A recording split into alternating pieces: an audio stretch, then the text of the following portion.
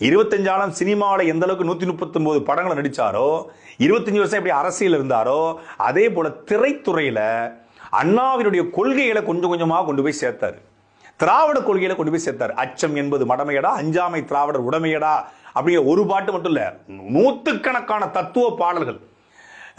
அந்த தத்துவ பாடல் மூலமாக மக்களுடைய வழிகளை, மக்களுடைய வேதனைகளை மக்களுக்கு புத்தி சொல்ற மாதிரி, மக்களுக்கு கருத்து சொல்ற மாதிரி, மக்களுக்கு மனிதத்தை விதைக்கிற மாதிரி திரைப்படங்கள்ல சீரட் அடிக்க மாட்டாரு. திரைப்படங்கள்ல மது இருந்த மாதிரி காட்சி ஈடுபட மாட்டாரு.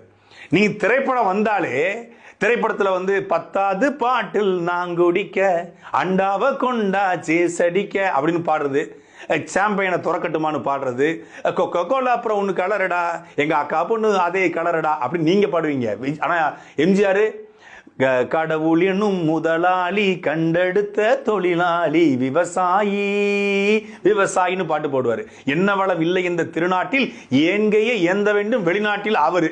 நீங்க தொட்டப்பட்டா ரொட்டு மேல முட்டை போறட்டா, நான் தொட்டுக்கொள்ள சிக்கன் தரட்டா, அவர் தூங்காதே தம்பி தூங்காதே என்று பாட்டு பாடி மாணவர்களை இளைஞர்களை உசுப்பினாரு. திருடாதே பாப்பா திருடாதே, திட்டம் போட்டு திருடுற கூட்டம் திருடிக்கொண்டே இருக்குது, அதை சட்டம் போட்டு தடுக்கிற கூட்டம் தடுத்து கொண்டே இருக்குது, திருடராய் பார்த்து திருந்தாவிட்டால் திருட்டை ஒழிக்க முடியாது, திருடாதே பாப்பா திருடாதே. யாரு?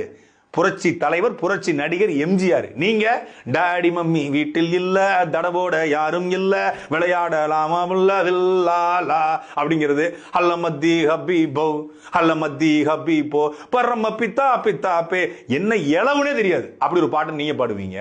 அவரோட எந்த இடத்துல உங்களை ஒப்பிட முடியும்? சரி, திரைப்படங்கள்ல 1000 கருத்துக்களை சொன்னவர், மது அருந்தாம புகைப்பிடிக்காம காட்சி நடிச்சவர்.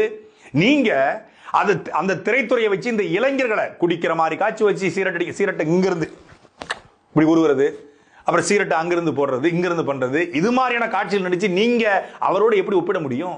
இதெல்லாத்தையும் தாண்டி அவர் இரக்கம் கொண்டவராக இருந்தாரு. எந்த அளவுக்கு இரக்கம் கொண்டவராக இருந்தாரு? 1954 காலகட்டம் பீக்ல இருக்காரு. சினிமாவில உச்சத்துல பீக்ல வளர்ந்துகிட்டு இருக்காரு. நீங்க எப்படி கேரியரோட உச்சம் சொல்றீங்களோ அப்படி கேரியரோட உச்சத்திலே அவர் இருக்காரு. அப்படி இருக்கும்போது ஒரு லைட்மேனுடைய மகன், ஒரு 8 வயசு பையன், அவனை அந்த லைட்மேன் படப்பிடிப்பு தளத்துக்கு கூட்டு வந்துடுறாரு. பார்த்துக்கோங்க, நல்லா பார்த்துக்கோங்க, படப்பிடிப்பு தளத்துக்கு கூட்டு வர்றாரு. எம்ஜிஆர் கூப்பிட்டு அந்த லைட்மேன்ட்ட கேட்கிறாரு, என்ன அந்த பையன் படிக்கலையான்னு. படிக்க காசு இல்லைங்கிறான். உடனடியாக தன்னுடைய பணத்தில் எம்ஜிஆர் தொடக்கப்பள்ளி என்கிற ஒரு பள்ளியை நிறுவுகிறார். இன்னைக்கும் அந்த பள்ளி அரசு உதவி பெறும் பள்ளியாக நடந்து கொண்டிருக்கிறது. அவர் இருக்கிற வரைக்கும் அவரால் தொடங்கப்பட்ட பள்ளி அவருடைய பணத்தில் நடத்தப்பட்டது. தன்னுடைய பணத்தில் ஏழை எளிய மக்கள் படிக்க வேண்டும் என்று தொடக்கப்பள்ளி தொடங்கிய எம்ஜிஆர் எங்க? விஜய் சிபிஎஸ்இ பள்ளிக்கூடம் சொல்லி எல்கேஜிக்கு 1 லட்சம் ரூபாய் வசூல் பண்ற நீங்க எங்க?